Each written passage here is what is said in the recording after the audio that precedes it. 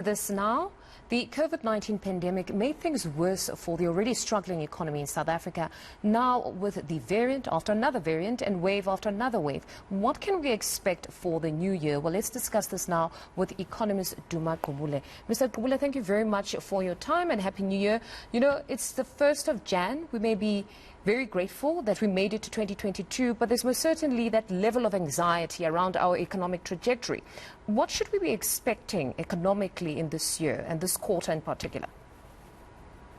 I think we're expecting a very bleak scenario for the economy. So you must remember that before the pandemic, for about a decade, between 2009 and 2019, we had a lost decade when the economy did not grow in per capita terms. The economy collapsed in 2020 by 6.4%, and then there was a technical rebound last year.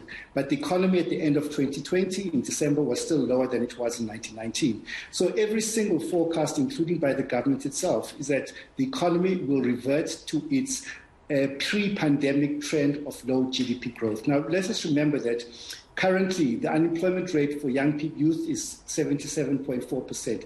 For Africans, it's 51.1%. For African females, it's 55.6%. In Limpopo and the Eastern Cape, it's 54.5%. In the Northwest, it's 52.2%. And so we have a huge unemployment crisis. The forecasts for the next 5 years from the IMF, it's about 1.5% growth until between 2022 and 2026. Now, there's a relationship between economic growth and job creation. On this trajectory, I predict that we're going to see there's 12.5 million unemployed people in South Africa, and 600,000 people enter the labor market every year, like if pre-pandemic trends. So if you model what's going to happen to job creation, I predict we're going to create about maybe 200,000 jobs at this level of growth of 1.5% a year. So the unemployment rate the number of unemployed people will increase by about 400,000 during the year, every single year for the next 5 years. So the sad thing about this is that the government doesn't have a plan to get us out of this crisis. It's a desperate situation that all the political parties have not said what they're going to do to result in economic growth and employment creation. There are no proposals on the table. And the labor unions are very COSATU is quiet. They're not saying anything. It's actually, and the business is just mounting, they're just repeating slogans that they know will not create jobs. I think in 2022, we have to confront this job crisis, and all stakeholders in the economy must decide we can't continue like this. This national unemployment crisis is a disgrace for all of us. It's a shame, So I just think that what I would like to see is everybody get together, all the stakeholders, all the political parties, all the labor, business, to stop the sloganeering and say, what can we do to get this economy growing again? Because we face a dystopian... Mm-hmm. Yeah. Apologies. No, sorry. I said we face... No, sorry, you're like, I was talking too much. But I'm just saying that if you look at this trajectory until 2030, we are facing a bleak dystopian future in this country. I predict that there will be we have to create like 17 million jobs between now and 2030 to reach full employment. And these are the things that we should be talking about as a country. But as an economist, if you had to practically put it to us, what should we be doing? Because we always hear government talking about investing in infrastructure, and that will result in jobs later on. But it seems what we're seeing really is them hiding behind the proverbial leaf of the COVID at this point, where they say nothing can happen and it can all be attributed to corona. Well, you must remember that, as I said, this unemployment crisis precedes corona. And during the pandemic, 2 million people lost their jobs. The government has withdrawn the support that it gave to South Africans during the limited support that they gave to the country during the COVID crisis. And we saw the July riots. So I predict the government, we're going to see repeated cycles of political and social instability over the next 2 years, until sanity prevails. The only solution to this crisis is for the government to put money into the economy, to invest in the people and the infrastructure. But the government is talking about austerity and structural reforms that are not going to deliver the growth. Yeah. And that was the tone of the finance minister's maiden speech, where we saw a lot of austerity, whereas you would have had some of those labour unions actually calling for more spending. Why is there that disconnect, where you even have a COSATU that has the audience of the African National Congress, which is government, but somehow, when they all talk spending, you have a government that decides to say we're going to tighten the belt?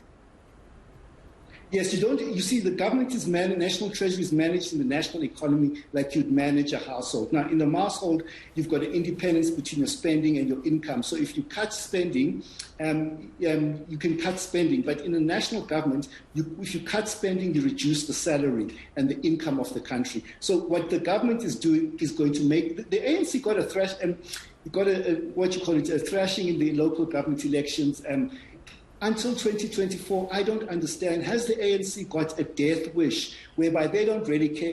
I think they've given up on the economy and creating jobs, and they're getting ready to get out of power because there's nothing on the table. Why else would a party that has got a self-interest in winning the next election in 2024 not come up with a single plan to create jobs? The president in his speech talked about job creation will be the focus of the government in 2024. But the Treasury has not funded his presidential employment stimulus. Yeah. And then beyond the job creation, though, funding of SMMEs, because we all know that these small businesses have been the greatest employers in most as opposed to the bigger enterprises.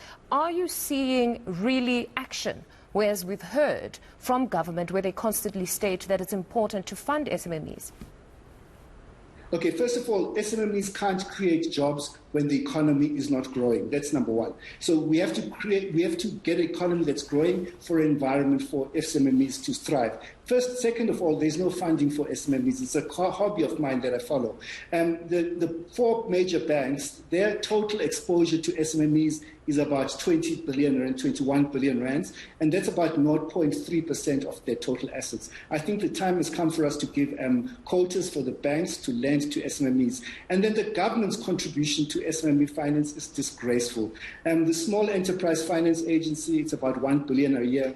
The Land Bank is bankrupt, so they can't be funding it. I do phone them now and again and find out what they're doing for emerging black farmers. So you're talking about 1 billion rands for all the SMMEs, and the National Empowerment Fund funds about 300, 400 billion rand SMEs. So what you're talking about, at best, 1.5 billion rands for all South Africa, for the millions of people who have their own businesses. It just doesn't add up. So the government doesn't fund SMMEs. They have to increase the funding for SMEs, and the banks themselves must increase funding for SMEs. Duma, unfortunately, we've run out of time, but one quick question. What can we expect on the property front for all those property owners? Because we saw what happened with the interest rates. It seems we've triggered now that hiking cycle. What should we expect there?